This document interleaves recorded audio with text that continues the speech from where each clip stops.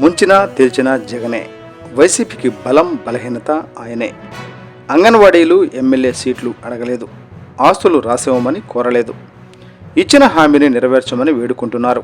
4 ఏళ్ల నుంచి అడుగుతున్నా ప్రభుత్వం స్పందించలేదు. కనీసం ఎన్నికల సమయంలోనైనా కనకరిస్తారని అంగన్వాడీలు సమ్మెకు దిగారు. ఆర్థికపరమైన అంశమే అయినా సున్నితంగా పరిష్కరించడానికి అవకాశం ఉంది. సిపిఎస్ రద్దు హామీ, పిఆర్సీ విషయంలో ఎలాగైతే ఉద్యోగులకు నచ్చజెప్పారో అలాగే అంగన్వాడీల విషయంలోనూ ప్రభుత్వం మానవతా దృక్పథంతో వ్యవహరిస్తే సమస్య ఇంత దూరం రాదని ఉద్యోగ వర్గాలు చెబుతున్నాయి.